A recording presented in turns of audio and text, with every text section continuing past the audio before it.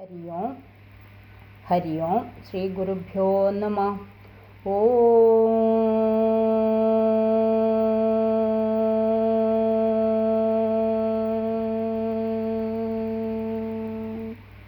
ഓം ശ്രീ ഗണേശായ നമഃ. ഓം ശ്രീ സരസ്വത്യേ നമഃ. ഓം ശ്രീ ഗുരുഭ്യോ നമഃ. ഓം സദാശിവസമാരംഭാം ശങ്കരാചാര്യമധ്യമാം അസ്മദാചാര്യപര്യന്താം വന്ദേ ഗുരുപരമ്പരാം. ഓം ശ്രീ മഹാത്രിപുരസുന്ദര്യേ നമഃ. സൗന്ദര്യലഹരി മംഗളാചരണം. സൗന്ദര്യലഹരി കർത്രേ സർവമംഗളദായിനേ ശങ്കരാചാര്യവർയായ യതിരാജായതേ നമഃ. സൗന്ദര്യലഹരി 31-ാമത്തെ ശ്ലോകം. ചതുഷ്ഷ്ട്യാം തന്ത്രേ സകലമതിസന്ധായ ഭുവനം സ്ഥിതതത്തസിദ്ധി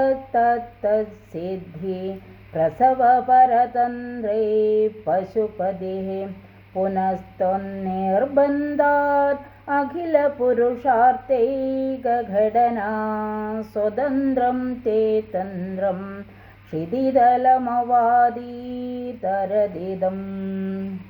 ഭഗവതിയുടെ എല്ലാ അനുഗ്രഹങ്ങളും എല്ലാവർക്കും ഉണ്ടാവട്ടെ എന്ന് പ്രാർത്ഥിച്ചുകൊണ്ട് പദച്ഛേദം ചെയ്യാം. ചതുഹു ഷഷ്ട്യാ തന്ത്രൈഹി സകലം അതിസന്ധായ ഭുവനം സ്ഥിതഃ തദ് തത് സിദ്ധി പ്രസവപരതന്ത്രൈഹി പശുപതിഃ പുനഃ ത്വനിർബന്ധാത് അഖിലപുരുഷാർത്ഥൈകഘടനാ സ്വതന്ത്രം തേ തന്ത്രം ക്ഷിതിതലം അവാദീതരത് ഇതം. പദാർത്ഥം പറയാം. പശുപതി, പശുക്കൾ, അതായത് ഇഹലോക സുഖത്തെ മാത്രം കാക്ഷിക്കുന്നവൻ എന്ന് ഇവിടെ നമ്മുടെ മനുഷ്യരെ കൊണ്ടാണ് കൂടുതലും പറയുന്നത്. പക്ഷേ ഭഗവാൻ എല്ലാ പശുക്കളുടെയും എല്ലാ ജീവജാലങ്ങളുടെയും രക്ഷിതാവാണ്, അവരുടെ പതി. അതുകൊണ്ടാണ് പശുപതി എന്ന് പറഞ്ഞത്. അതായത് പരമശിവൻ. തത്തത് സിദ്ധി പ്രസവപരതന്ത്രേ, അതായത് സിദ്ധികളെ ജനിപ്പിക്കുവാൻ മാത്രം കഴിവുള്ളവയായ ചതുഷ്ഷ്ട്യാ തന്ത്രേഹി 64 തന്ത്രങ്ങളെ കൊണ്ട് സകല ഭുവനം സമസ്ത ലോകവാസികളെയും അതിസന്ധായ, അതായത് ഇവിടെ പറയുന്നത് യഥായോഗ്യം നിയോഗിച്ചിട്ട് എന്നും പറയുന്നുണ്ട്, വഞ്ചിച്ചിട്ട് എന്നും പറയുന്നത്. വഞ്ചിച്ചിട്ട് എന്നുള്ളതിന് ബ്രാക്കറ്റിൽ പറയുന്നത് യഥായോഗ്യം ഓരോരോ കാര്യങ്ങൾക്ക് ഓരോരുത്തരെ നിയോഗിച്ചിട്ട്, നമ്മൾ നന്ദീശ്വരനെയൊക്കെ അറിയാലോ. അതേപോലെ സ്ഥിതഃ സ്വസ്ഥനായി സ്ഥിതി ചെയ്തു. പിന്നെ നിർബന്ധാത്, അതായത് ഭഗവതിയുടെ നിന്തിരുവടിയുടെ നിർബന്ധം ഹേതുവായിട്ട് കാരണമായിട്ട് അഖില പുരുഷാർത്ഥൈക ഘടനാ സ്വതന്ത്രം. ധർമ്മ അർത്ഥ കാമ മോക്ഷങ്ങളാണ് പുരുഷാർത്ഥം.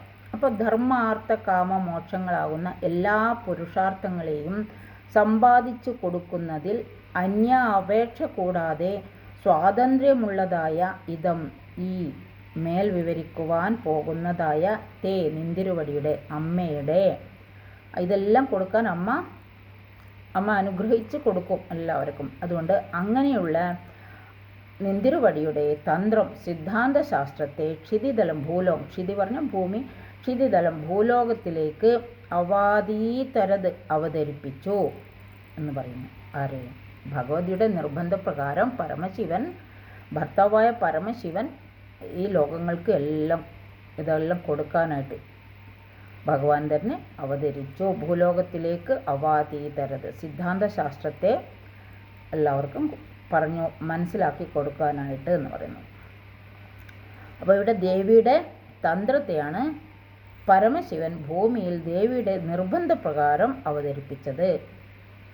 നമ്മൾ ഭഗവാൻ അവതരിപ്പിച്ചതല്ല, ആ തന്ത്രത്തെ അവതരിപ്പിച്ചു ഭഗവാൻ എന്നാണ് ഇവിടെ പറഞ്ഞത്. ഈ തന്ത്രം എന്ന് പറഞ്ഞാൽ നമ്മളൊക്കൊന്നും അധികം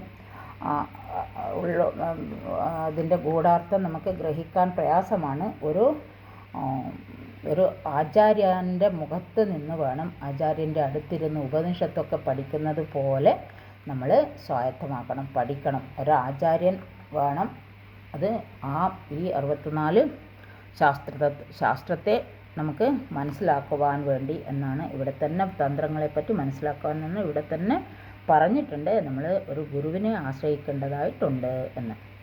സാരം: അല്ലയോ ഭഗവതി, പശുപതിയായ പരമശിവൻ അതാത് തന്ത്രങ്ങളിൽ പറയുന്ന സിദ്ധികളെ മാത്രം ജനിപ്പിക്കുന്നതിൽ സമർത്ഥങ്ങളായ 64 തന്ത്രങ്ങളെ കൊണ്ട് സമസ്ത ലോകങ്ങളെയും യഥായോഗം നിയോഗിച്ചിട്ട് വഞ്ചിച്ചിട്ട് സ്വസ്ഥനായി സ്ഥിതി ചെയ്യുന്നു.